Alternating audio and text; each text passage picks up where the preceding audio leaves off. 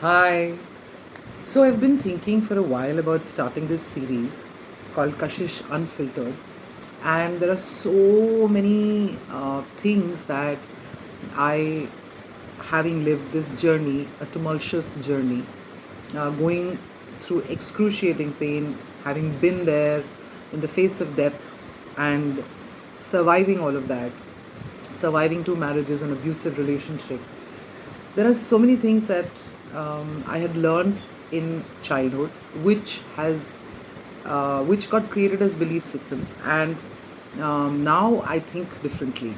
So I've been thinking of creating a series where I can share this with you. I don't know what it's going to do. However, my wish is so that sharing this so that we it can ignite a thought process in whoever listens to this. So the first topic, and I've made notes because I wouldn't remember everything, is marriage. Now, what is marriage? Okay, so according to what we have understood, marriage is called an institution, and I googled why it is called an institution. So, marriage is considered an institution because it is a foundational social structure governed by recognized rules, laws, and cultural norms that organizes relationships, families, and society. It is not just a personal relationship, but a structured system that shapes behavior and serves several essential functions. The first being social and legal order. It provides a legal and socially recognized framework that establishes rights, obligations, and protections for spouses and their children, including matters of inheritance and property ownership. The second being family and kinship. It builds families and provides a stable environment for raising children. By establishing lineage, it helps organize the broader kinship networks that tie societies together. Economic cooperation. It creates a framework for pooled resources, shared living costs, and mutual financial support. The fourth being emotional and social stability. It offers a reliable system for emotional support and companionship, which promotes long term social stability. The fifth being regulation of norms. Historically and culturally, it has been a mechanism to regulate sexual behavior and establish social expectations for adult partnerships. Because of these widespread societal and cultural roles, established laws and customs, such as those upheld by governments and religious body, govern and recognize it as a core institution of civilization. However, my understanding has been that it is not a solution to loneliness or love or feeling needed, wanted, or cared for. It is not a solution to more money or companionship. It is not a solution to you receiving what you think you need. It is not a solution to filling up a void that you have or to having children and so many other things that we think it will be.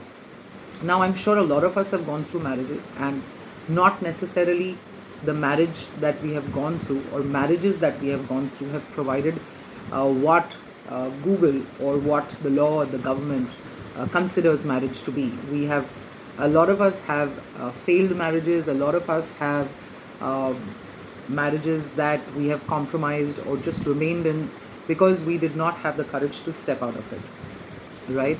So just wanted to share this and see what everybody else thinks.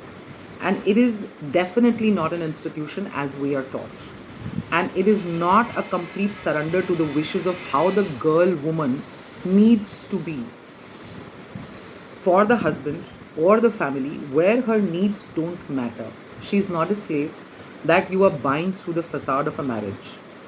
It is not a marriage of two families.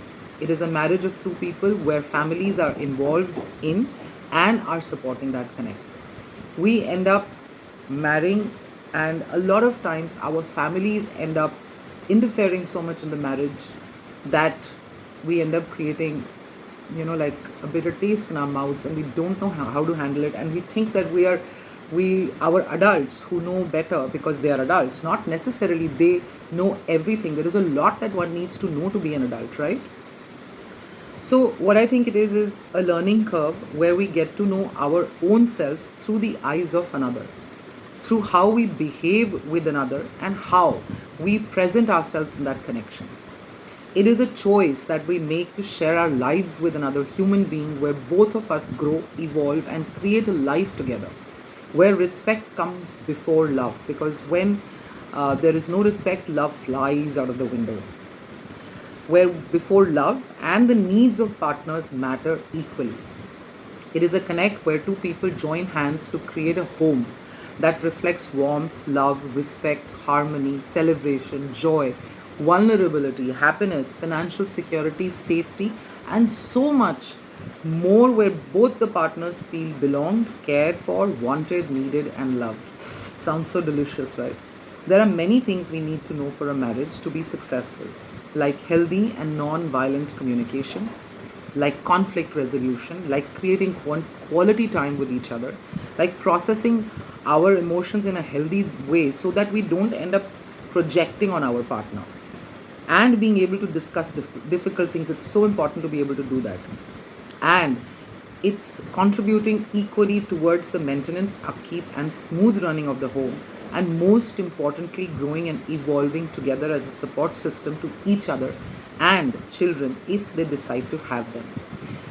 It is so important to know so many things for a marriage to work out, and we don't know it. And just because the society around us thinks that the thing to do is grow up, get a job, get married, have children, so we end up getting married and having children, not knowing how to raise children, and not necessarily knowing how to be or how to uh, like work out the marriage in a successful manner. There are so many things that I'm learning now which I did not know earlier, and I just feel like sharing them.